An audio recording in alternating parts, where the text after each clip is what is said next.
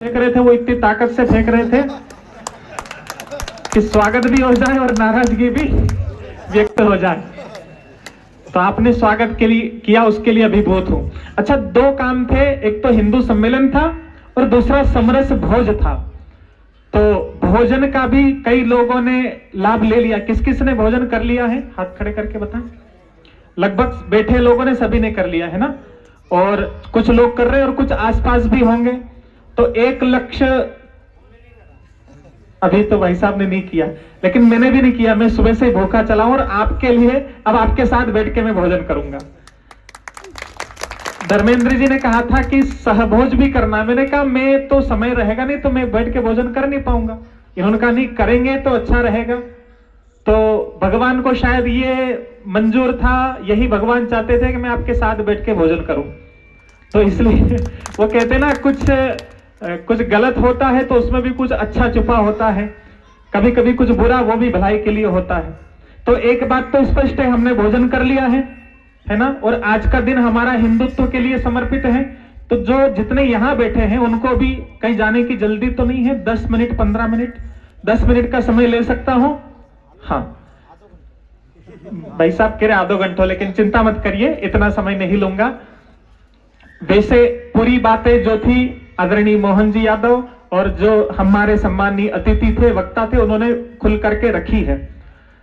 राष्ट्रीय स्वयंसेवक संघ के 100 वर्ष पूरे होने के उपलक्ष्य में यह हिंदू सम्मेलन हो रहा है। संघ के मूलभूत पंच परिवर्तन के विषय हैं, वो भी आपने सुने हैं। संघ की गौरव गाथा वो भी आपने सुनी है। मैं थोड़ा सा हिंदुत्व की चर्चा करूंगा, आपके शौर्य को जगाने का थोड़ा सा प्रयास करूंगा। आप थोड़ा सा भारत माता का स्मरण करें, प्रार्थना कर लें। रत्नाकराधौत पदाम हिमालय किरीटिनीम ब्रह्मराजर्षि रत्नाढ्याम वंदे भारत मातरम, वंदे भारत। भगवान श्री राघवेंद्र जी को प्रणाम, हनुमान जी महाराज को प्रणाम, जगत जननी विश्व वंदनीय भारत माता परम पवित्र भगवत ध्वज को प्रणाम। कार्यक्रम कुछ भी शुरू करते हैं तो जय घोष लगाने की परंपरा है, इसलिए थोड़ा सा जय घोष लगाएंगे। श्री रामचंद्र भगवान की, श्री कृष्णचंद्र भगवान की, श्री काशी विश्वनाथ की, महाकाल महाराज की, श्री गौ माता की, श्री गंगा माता की जयकारा। अभी दम नहीं है, आवाज कम है। अब आप ये मत सोचना कि ज्यादा लोग होते हैं तो आवाज आती, हम तो थोड़े से ही हैं। महाराणा प्रताप से जब सेना लड़ने के लिए आई तो सेनापति ने सूचना दी कि हम तो खाली 15,000 और अकबर की सेना में 1.5 लाख लोग हैं, 1,50,000, 1,15,000 हैं, हम खाली 15,000 और 1,15,000। महाराणा प्रताप ने कहा कि जितने 15,000 सैनिक हैं उनसे आप 15,000 लड़ लेना, बाकी 1 लाख सैनिक से लड़ने के लिए मैं अकेला ही पर्याप्त हूं। हम हिंदू शेर के पुत्र हैं और एक एक हिंदू, एक एक व्यक्ति 1 लाख लोगों का बल रखता है, वो हम हिंदू हैं। अपने उस हिंदुत्व पर ताली बजाइए। इसलिए हमारे गुरु गोविंद सिंह जी ने कहा कि 1.25 लाख से 1 लड़ाऊं, चिड़ियों से मैं बाज लड़ाऊं, तभी गुरु गोविंद सिंह नाम धराऊं। यह हमारी परंपरा है। तो आप ये मत सोचिए कि संख्या हो सकता है जिनको भोजन करके कहीं जाना हो वो चले गए हो, लेकिन जो आप बैठे हैं वो एक एक व्यक्ति 1 लाख के बराबर है। और मैं देख रहा हूं कि 50-100 लोग नहीं, लाखों लाखों लोग बैठे हैं। वो बड़नगर के इस लोहाना मंडल के आप शूरवीर लोग हैं। 100 साल पहले संघ की जब स्थापना हुई तब हम इतनी संख्या में एक जगह नहीं बैठ सकते थे, क्योंकि हम बटे हुए थे। हिंदू एक जगह 4 हिंदू तब इकट्ठा होता था जब कोई एक मर जाता था तो उसको कंधा देने के लिए 4 लोग इकट्ठे होते थे। खुद को हिंदू कहने में हम शर्माते थे। लोग कहते थे हमको मूर्ख कह लो, पागल बोल दो, गधा बोल दो, हमारे सिर पे जूता मार दो, लेकिन हमको हिंदू मत बोलो। ये परिस्थितियां उस समय थी। लेकिन डॉक्टर केशव बलिराम हेडगेवार जी, उन्होंने लक्ष्य लिया कि मैं हिंदू समाज को संगठित करूंगा, चाहे 100 साल भी क्यों ना लग जाए, लेकिन मैं वो स्थिति पैदा करूंगा कि लोग एक जगह इकट्ठे होंगे और गर्व से कहेंगे कि हम हिंदू हैं। उनका वो पुरुषार्थ सफल हुआ और उस पुरुषार्थ के परिणाम स्वरूप हम यहां बैठे हैं। ये केसरिया साफा हमने सर पे सजाया, यूं ही नहीं धारण किया है। तलवारों पे सरवार दिए, अंगारों में जिस्म रमाया है, तब जाके कहीं हमने सर पे ये केसरी रंग सजाया है। इस परम पवित्र भगवा ध्वज को लेकर हम निकले हैं और समाज ने, हिंदू समाज ने अंगड़ाई ली है, करवट ली है। हिंदू समाज निद्रा से जागा है, संगठित होकर अपनी शक्ति का परिचय दे रहा है और विश्व में असंभव लगने वाले काम हिंदू समाज ने अपनी संगठित शक्ति से करके दिखाए हैं। विधर्मियों को हमने बता दिया, लोग हंसी उड़ाते थे, ये हिंदू क्या कर लेंगे, इनसे ये निक्करधारी आरएसएस के लोग कुछ नहीं होगा, ये खाली भगवा झंडा लेके घूमते रहते हैं। लेकिन हमने बताया कि जब हिंदू संगठित होता है, एकजुट होता है और पुरुषार्थ करता है तो कठिन से कठिन लगने वाला काम भी पूरा हो जाता है। और हमने दिखा दिया, चढ़ मुगलों की छाती पर हमने भगवा फहराया है, चढ़ मुगलों की छाती पर हमने भगवा फहराया है। कब्र से उठ के देख ले बाबर, मंदिर वहीं बनाया है। और डूब गया सूरज बाबर का, अब की सुबह सनातन की, तो गर्व से बोलो राम के भक्तों, जय जय जय श्री राम की। हम वो शक्तिशाली पराक्रमी लोग हैं। बीच की परिस्थितियां थी, हिंदू समाज का मजाक उड़ाते थे लोग, कहते थे कि मंदिर कब बनाओगे, तारीख तो बता दो। हमने कहा था, हम भी ये कहते थे कि तारीख नहीं बताएंगे पर मंदिर वहीं बनाएंगे। और हमने अपना लक्ष्य पूरा करके दिखा दिया, अपना वचन हमने पूरा करके दिखा दिया। राम जी की बात आई, मुझे ध्यान आता है 1993 में जब राम जन्मभूमि आंदोलन प्रचंड स्तर पर चल रहा था, तो उत्तर प्रदेश के अंदर तिकड़मबाजी से काशीराम और मुलायम की सरकार बनी। तो हिंदू समाज को चिढ़ाने के लिए नारे लगे कि मिले मुलायम काशीराम, हवा में उड़ गए जय श्री राम। तब हमने ये आह्वान किया था समाज से कि बंधुओं, आप अपनी संगठित शक्ति का परिचय दो और देश में ऐसा माहौल बनाओ कि क्या मुलायम क्या काशीराम, यहां तो मियां भी बोलेंगे जय श्री राम। और बंधुओं, जब से आपने अपनी संगठित शक्ति का परिचय दिया है, तब से माहौल क्या है कि गायब है मुलायम, नहीं रहे अब काशीराम, अब तो जहां में गूंज रहा है जय श्री राम, जय श्री राम। ये परिवर्तन हम लेके आए हैं। लोग मजाक उड़ाते थे, क्या कर लेंगे हिंदू, कुछ नहीं हो सकता। हम राम मंदिर की बात करते थे, धारा 370 की बात करते थे, लोग कहते थे कुछ नहीं हो सकता। लेकिन हमने करके दिखा दिया, राम मंदिर भी बनाया, 370 भी हटा दी, और अब हमारा अगला लक्ष्य है कि हम भारत को हिंदू राष्ट्र घोषित करेंगे, अखंड भारत बनाएंगे।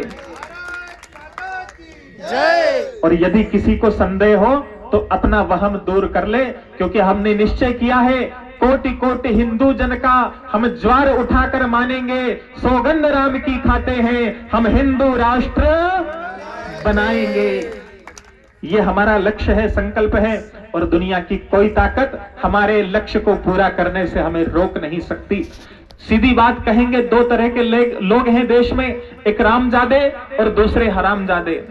और राम के भक्तों ने अब ये निश्चय कर लिया है कि हरामजादों का देश में कोई भी काम नहीं है। जो भारत में रहकर पाकिस्तान की जय बोलता है, जो भारत की खाकर इसी थाली में छेद करता है, ऐसे हरामजादों को देश की नागरिकता समाप्त करके विदेशों में छोड़ देना चाहिए। जब दर दर भटकेंगे तो पता चलेगा कि भारत में कैसे दामादों की तरह रह रहे थे, कैसे खातिरदारी हो रही थी। ऐसे लोगों को सबक सिखाना है जो भारत की खाते हैं और बजाते कहीं और की है। भारत की जय नहीं बोलेंगे। हैदराबाद से कोई मवेशी ओवैसी कोई है, वो कहता है मैं भारत माता की जय नहीं बोलूंगा, वंदे मातरम नहीं बोलूंगा, लेकिन वही हरामखोर संसद भवन में खड़े होके बोलता है जय फिलिस्तीन। देखो जरा हिम्मत देखो इनकी, संसद भवन में खड़े होकर जय फिलिस्तीन बोल रहा है। हमने कहा तेरा सगा बाप लगता है, सगी मां बैठी जो तू जय फिलिस्तीन बोल रहा है? अरे थारा बाप का अड़खा भारत में गड़िया था का, तो जय फिलिस्तीन बोले? हद होती है बेशर्मी की। तो ऐसे गद्दार लोग भी देश में बैठे हैं, ऐसे लोगों से निपटने की तैयारी हमें करनी है। और सीधी सी बात है कि हिंदू अब जाग रहा है। जो भूतपूर्व का कायर हिंदू था वो आज का मुसलमान है, तलवार के डर से उन्होंने सलवार पहनी। और आज का जो कायर हिंदू, आज का तथाकथित सेक्युलर हिंदू भविष्य का मुसलमान है, इसमें कोई दो राय नहीं है। इसलिए बंधुओं, कायरता छोड़ो। और इन लोगों की यही हालत है, जैसे कहते हैं ना, औरत से ज्यादा हिजड़ा मटक मटक के चलता है। एक महिला जितना श्रृंगार नहीं करती, उससे ज्यादा वो हिजड़ा, लाली, लिपस्टिक लगाएगा, फैशन करेगा, लटके झटके दिखाएगा। तो ये जो नकली मुसलमान है ना, ये अपने आप को असली मुसलमान दिखाने की होड़ लगा के रहते हैं। लेकिन बात यह है कि इनके पूर्वज तो हिंदू थे, अब ये अपने आप को हिंदू मानने को तैयार नहीं, और अरब देश के लोग इनको मुसलमान मानने को तैयार नहीं। इनकी हालत वैसी है जैसे शरीर में कोई अंग होता है, खाली उसका बेफालतू में लटकने का काम रहता है और कुछ काम ही नहीं आता। वो घड़ी का पेंडुलम बस इधर से उधर डोलता रहता है, वही हालत इन लोगों की है। इसलिए ये हमारे सामने चुनौती नहीं है। लोग हिंदू समाज पर तरह तरह की बात उठाते हैं, समाज को अपमानित, लज्जित करने के लिए तरह तरह की बात करते, बोले हिंदू ये तो पागल है, ये तो पत्थरों को पूजता है, ये तो पेड़ों को पूजता है। अकबर और बीरबल घोड़े पे जा रहे थे, रास्ते में तुलसी का पौधा आया, बीरबल ने उतर के प्रणाम किया। अकबर बोला तुम हिंदुओं का दिमाग खराब है, हर किसी को प्रणाम करने लग जाते हो, सब जगह भगवान को देखते हो। तुलसी का पौधा उखाड़ा और फेंक दिया। मैंने तुम्हारी माँ को उखाड़ के फेंक दिया, क्या कर लिया? बीरबल बेचारा खून का घूंट पी के रह गया। थोड़ा और आगे बढ़े, एक और पौधे को देखा, बीरबल ने उतर के फिर प्रणाम किया, जय हो पिताश्री की, दंडवत प्रणाम। अकबर फिर उतरा और बोला कि तेरी मां से तो निपट लिया, अब तुम्हारे बाप से भी निपट ले। जैसे पौधा उखाड़ के फेंका, अब वो पौधा था खुजली का, उसके रोए शरीर में लगे और भयंकर खुजली होने लगी शरीर में, पूरे शरीर में खुजलाता गधे की तरह जमीन पे लोट लगाने लगा, आंख से पानी, नाक से पानी। बोले बीरबल बचाओ। बीरबल बोला महाराज हम हिंदुओं की मां सीधी होती है, लेकिन हम हिंदुओं के बाप बड़े खतरनाक होते हैं। आपने गलत व्यक्ति से पंगा ले लिया, अब चलो माता जी के पास। तुलसी का रस उसके शरीर पे लगाया, तब शांति मिली। मैं कह रहा था कि लोग हमें अपमानित, बदनाम करने की कोशिश करते हैं। ये हिंदू तो महिलाओं का सम्मान नहीं करते। अरे हमने तो, हमारे शास्त्रों ने कह दिया, यत्र नार्यस्तु पूज्यन्ते रमन्ते तत्र देवता। हम जितनी सम्मान करते हैं शायद दुनिया में और कोई नहीं करता होगा। हम तो देवताओं में भी देवों के साथ देवी की पूजा करते हैं। हमारे यहाँ राम है तो सीता है, हमारे यहाँ नारायण है तो लक्ष्मी है, शिव है तो पार्वती है। मैं पूछता हूं दुनिया के विधर्मियों से, तुम्हारे यहाँ अल्लाह है तो अल्ली है क्या? तुम्हारे यहाँ यीशु मसीह है तो ईसी मसीह ही है क्या? नहीं है। ये उदाहरण तो मेरे भारत देश में और मेरे हिंदू समाज में ही मिलेगा। लेकिन लोग लगे पड़े बदनाम करने में, और कुछ षड्यंत्रकारी हैं जिनको दिन रात एक ही लक्ष्य रहता है कि हिंदू समाज को कैसे खत्म किया जाए। एक तो तलवार के डर से सलवार पहनाई, और ईसाई मिशनरियां लगी हुई है हिंदू समाज को तोड़ने में। भोले भाले गरीब आदिवासी हिंदू बंधुओं को एक बोरी चावल का लालच देके ईसाई बना लिया जाता है। अच्छा, दिक्कत यह नहीं है कि अगर हिंदू का धर्मांतरण हो रहा है तो कोई हिंदू कम हो गया।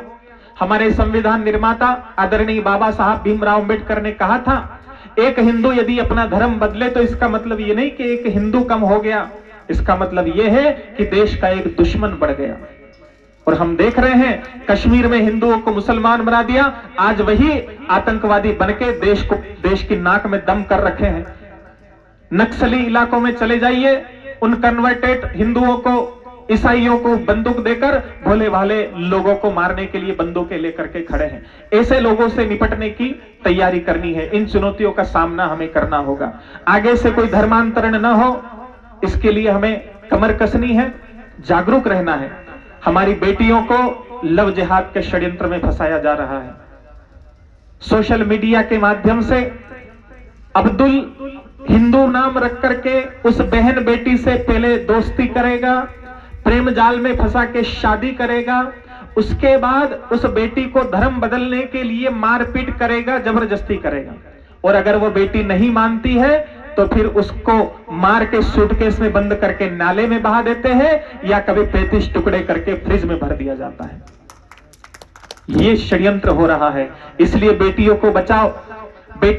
बेटी बचाओ, बेटी पढ़ाओ और बहू लाओ, इस षड्यंत्र को आप समझिए और बेटियों को समझाइए। मोबाइल देना है दीजिए, 10,000 का, 20, 50,000, लाख रुपए का दो, लेकिन उसके साथ साथ उनको वास्तविकता बताओ और उनके पर्स में एक 2,000 रुपए का चाकू भी लाके रखो, ताकि अगर कोई जिहादी मिले तो उसका गला काटा जा सके। क्योंकि जब संकट आता है तब न तंत्र काम में आता है न मंत्र काम में आता है, जो गला चीर दे दुश्मन का वो यंत्र काम में आता है। ऐसा यंत्र चलाना भी हमें सीखना है। लव जिहाद हो रहा है, लैंड जिहाद है। अब इसमें देखो मुसलमानों की कोई गलती नहीं, उनको जो करना वो तो कर रहे हैं, लेकिन गलती हिंदू समाज की है। हिंदुओं को बोलो कि मंदिर जाओ तो नहीं साहब मंदिर नहीं जाएंगे। गुरुजी हम तो मंदिर नहीं जावा, कई करा मंदिर जाएंगे। अरे हम तो बस मन तीस पगे लागला, जातीस प्रणाम कर ला, वही क्यों काम। हमने कहा भले आदमी मन से ही करना है, रोटी भी मन से खा लो, शादी भी मन से कर लो, हाँ लुगाई लाने की क्या जरूरत। लेकिन नहीं, शरीर से जाना है मंदिर, अपने गुरुजनों का, संतों का, महापुरुषों का, अपने पूर्वजों का, उनके वचनों को, उनके आचरणों को धारण करना है। और हिंदू मंदिर में जाने के लिए इसी बात करेगा, लेकिन अगर कोई हरी मजार दिखती है, कब्र दिखती है तो उस पर माथा फोड़ने चला जाएगा। अरे मैं पूछता हूं उस कब्र में क्या है, आपको नहीं पता। उसमें गधा दबा है, घोड़ा दबा है कि टेगड़ा दबा है, क्या पता आपको, लेकिन वहां जाके माथा फोड़ेंगे। और उसके अंदर है कौन, उसमें वो अब्दुल दबा है जिसने, आप ही बताओ कि उसने क्या तप किया होगा, क्या तो सत्य का पालन किया, क्या अहिंसा, क्या ब्रह्मचर्य, कौन सी नियम का पालन कर लिया।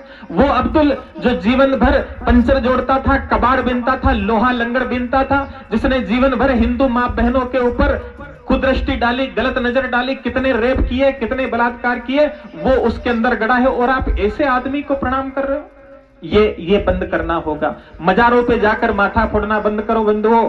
चादर, हरी चादर जहां दिखे उससे दूर रहो। चादर से और फादर से, दोनों से दूर रहना है। ईसाई मिशनरियां लगी हुई है कन्वर्जन करने में, धर्मांतरण करने में, उससे आपको दूर रहना है। अपने मंदिरों में जाइए, महापुरुषों, पूर्वजों, उनके साथ सत्संग करिए, अपने हिंदू समाज को, अपने बंधुओं को गले लगाइए। हमारे भगवान ने कभी भेदभाव नहीं किया।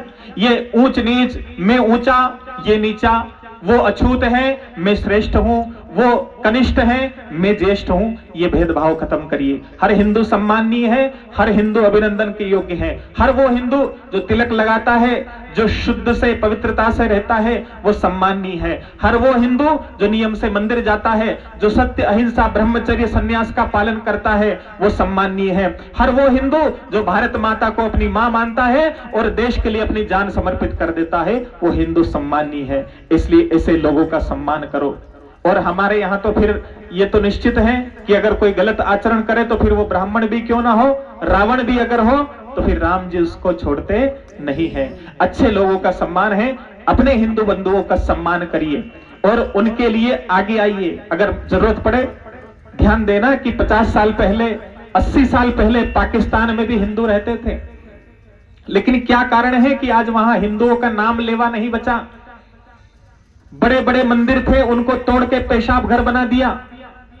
मंदिरों की मूर्तियों को सीढ़ियों का पत्थर बना दिया। क्यों हुई ये स्थिति? वहां भी तो बड़े बड़े पंडाल सजते थे, कथा, भागवत, सत्संग, प्रवचन, भंडारे होते थे, लेकिन हिंदू संगठित नहीं रह सका। जब विपत्ति आई, जब कोई इस्लामिक आतंकवादी मारने आया, तो हमने सोचा वो तो उसके घर में है, मेरे घर में तो है नहीं, और मैं तो ऊंचा, मैं उसकी मदद क्यों करूं, वो तो नीची जाति का, वो तो अछूत है, वो तो हमारा नहीं, वो तो दूर है। ये भाव हिंदुओं को ले डूबा। आज फिर से षड्यंत्र हो रहे हैं कि जातियों में बांटो, ब्राह्मणों को भड़काओ, फिर राजपूतों को, फिर दलितों को, इनको तोड़ो। पहले ब्राह्मणों की बुराई करके उनको खत्म करवाओ, आपस में मारपीट करवा, फिर राजपूतों को खत्म करो, और बाकी को तो फिर ऐसे ही निपटा दिया जाता है। यही हुआ पाकिस्तान में, यही कश्मीर में, और यही बांग्लादेश में और पश्चिम बंगाल में हो रहा है। हम सोचते हैं मैं अच्छा हूं, मैं बड़ा हूं, मैं धन संपत्ति वाला, मैं श्रेष्ठ, मैं तो बच जाऊंगा, लेकिन नहीं, बचने वाले नहीं हो। हिंदू बन करके रहेंगे तो सब बचेंगे। अगर कटेंगे, अगर हिंदू बटेगा तो हिंदू कटेगा, ये बात ध्यान रख लेना। और हिंदू अगर बचा रहेगा तो ध्यान देना, हिंदू रहेगा तो फिर आप करते रहना जातिवाद, ब्राह्मण भी बचेगा, ठाकुर भी, पाटीदार भी, जितनी आपकी जाति समाज कुल नाम गोत्र सब बच जाएगा। तो हिंदू बनकर रहना है। आपका नाम कुल गोत्र जो भी हो लगाइए, लिखिए, कोई आपत्ति नहीं, लेकिन ये भाव रहे कि हम हिंदू हैं और ये सारे हमारे भाई हैं। अगर किसी एक पर विपत्ति आती है तो सब लोगों को खड़े रहना है। मैं बहुत कम शब्दों में आप आखिरी में बात कहूंगा। भगवान महावीर स्वामी वन में जा रहे थे, एक शेर था। महावीर स्वामी बोले, शेर तुम हिंसा करना बंद करो, पशुओं को मत मारा करो, मत खाओ। शेर ने कहा ठीक है गुरुजी। थोड़े दिन बाद महावीर स्वामी पुनः पधारे, देखा कि शेर को देखता हुआ चलो। शेर की हालत, कुत्तों ने उसको नोच लिया, सियार भेड़ियों ने जगह जगह से काट लिया, कीड़े पड़ गए, चींटियां लग गई। पूछा कि शेर ये क्या किया? बोले गुरुजी आपने कहा था कि खाना मत, हिंसा मत करना, अहिंसा का पालन करो, मैंने हिंसा करना बंद कर दिया। महावीर स्वामी बोले, भले आदमी, मैंने ये कहा था कि किसी को मारना मत, ये तो नहीं कहा था कि तू दहाड़ना मत। अरे तू शेर है, एक बार अगर दहाड़ देता तो किसी सियार भेड़िए कुत्ते की औकात नहीं थी कि तुझे आकर हाथ भी लगा लेते। बंधुओं आप शेर हो, हमें लाठी बंदूक गोली लेकर के किसी को मारने की जरूरत नहीं। अगर हिंदू कहीं एकत्रित होकर खड़ा हो जाए, इतने में ही सारे देशद्रोही गद्दार भाग जाएंगे और समाज को कोई कुछ बिगाड़ नहीं सकेगा। आवश्यकता यह है कि हम संगठित होकर प्रतिकार करें। इसलिए ये भाव रखना है कि हम हिंदू हैं, ये गर्व भी करना है। और ये हिंदुस्तान किसका है? हिंदुओं का। हमारा भारत के अलावा और कोई चारा नहीं है जहां हिंदू सुरक्षित रह सके। और अगर हम बंटते रहे तो कटते जाएंगे, हम भारत में भी सुरक्षित नहीं रहेंगे। मैंने कहा है ना कि 100 साल पहले पाकिस्तान में आयोजन होते थे, ऐसी स्थिति ना आ जाए कि भारत में भी हमें वो दिन देखना पड़े। इसलिए अपने हिंदू होने पर गर्व करिए और गर्जना भी आपको करनी है। हिंदू होने की गर्जना इस प्रांगण में आप करेंगे, मेरे साथ मुट्ठी बांध के दोनों हाथ उठाएंगे और गर्जना करेंगे, उठो हिंद के शेरों जागो, माँ ने तुम्हें पुकारा है, कहो गरज कर हम हिंदू और हिंदुस्तान हमारा है। जो लोग अपने हिंदू होने पर शंका करते हैं, तो शंका करने की क्या बात है भाई? आप गर्व से हिंदू होना, एक्सीडेंटली हिंदू तो हो नहीं गए। गर्व करिए अपने ऊपर कि आपने किसी को देश को लूटा नहीं। गर्व करिए आपने किसी को मार मार के हिंदू नहीं बनाया। गर्व करिए कि किसी देश पर आपने पहले हमला नहीं किया। और हमारे स्वर्गीय पूर्व प्रधानमंत्री अटल बिहारी जी वाजपेयी बड़ी सुंदर पंक्ति कहते थे कि होकर स्वतंत्र मैंने कब चाहा है कर लूं जग को गुलाम, मैंने तो सदा सिखलाया है करना अपने मन को गुलाम। गोपाल राम के नामों पर कब मैंने अत्याचार किया, कब दुनिया को हिंदू करने घर घर में नरसंहार किया। कोई बतलाए काबुल में जाकर कितनी मस्जिद तोड़ी, अमेरिका में कितने बम विस्फोट किए। भूभाग नहीं शत शत मानव के हृदय जीतने का निश्चय, हिंदू तन मन हिंदू जीवन रग रग हिंदू मेरा परिचय। ये आपका परिचय होना चाहिए। तो मुट्ठी बांध के और उन लोगों को, देशद्रोहियों को ललकारो। राम कृष्ण गंगा का विरोधी जो हमसे टकराएगा वो कुत्ते की मौत अब मारा जाएगा। म्लेच्छों को दुर्गा के बेटों ने ललकारा है, कहो गरज कर हम हिंदू और हिंदुस्तान हमारा है। और जो लोग हमें कमजोर कायर समझते हैं उन्हें बता दीजिए कि महाकाल बनकर अब हम दुश्मन से टकराएंगे। जहां कृष्ण ने जन्म लिया अब मंदिर वहां भी भव्य बनाएंगे। और काशी मथुरा वृंदावन ने एक साथ हुंकारा है, कहो गरज कर हम हिंदू हिंदुस्तान, कहो गरज कर हम हिंदू और हिंदुस्तान। ये भाव मन में रखना है। आपने मुझे आमंत्रित किया, मैं लेट हुआ उसके लिए पुनः क्षमा प्रार्थी हूं। कुछ कार्यकर्ता बंधु बड़े नाराज भी हो रहे थे, गुरुजी इतनी मेहनत करी। और बात तो सही है, बहुत मेहनत, हिंदू समाज को इकट्ठा करना चुनौती भरा है। 4 मेंढकों को एक तराजू में रखना जितना कठिन है उससे कई गुना कठिन यह है कि हिंदू समाज को एकत्रित करना। कार्यकर्ता बंधुओं को मैं दाद देना चाहूंगा, उनको शाबाशी, शुभकामना, बधाई देना चाहूंगा। आपने इतना परिश्रम किया, समाज को संगठित किया। और आप सभी बंधु जो आह्वान पर आप यहाँ पहुंचे, और उसमें से भी विशेष जो बैठे हैं, ये मलाई है, तरी तरी दूध जो होते हैं ना, तो जो उसका विशेष माल होता है उसको तरी मलाई बोलते हैं। आप सब मलाई के स्वरूप हैं। मैं ऐसा मानता हूं कि मेरी बात जो मैंने आप तक पहुंचाई है शायद वो बाकी आगे सब तक भी पहुंचेगी। और आज एक सीमित समय के लिए हम लोग मिले हैं, सबकी अपनी अपनी व्यस्तता, सब अपना समय निकाल करके आए। आप धन्यवाद के, बधाई के पात्र हैं। मेरा तो भागवत और शिव पुराण के द्वारा समाज जागरण का कार्य रहता है, हिंदू समाज को जगाने का। और आज एक सीमित समय के लिए हम लोग मिले हैं। कभी अवसर मिला तो 7 दिवसीय कथा के रूप में आपके बीच आएंगे। अब आप कौन कौन सुनने आएंगे ये भी बता दो जरा।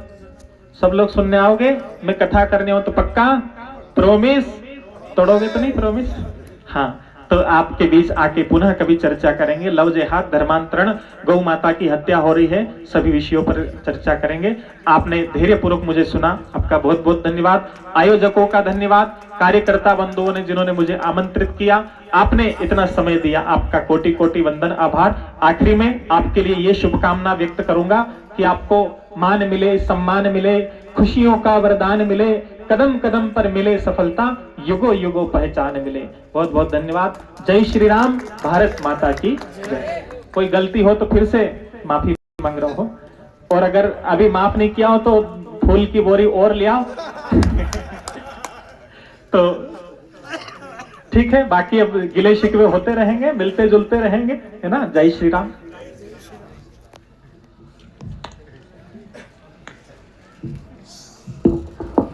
पूज्य गुरुदेव ने हम सबको विभिन्न विषयों से अवगत कराया है, परंतु मैं एक सत्य जो कथन है वो बताना चाहता हूँ। जब गुरुजी से पहली बार इस कार्यक्रम में आने के लिए कि मेरी बहुत व्यस्तता है, मैं नहीं आ पाऊँगा, परंतु आज से कुछ वर्ष, 1-2 वर्ष पूर्व शुक्लाना जब पधारे थे तो गुरुजी का हम सब लोगों को भी स्वागत सत्कार करने का अवसर मिला था गणेश मंदिर में।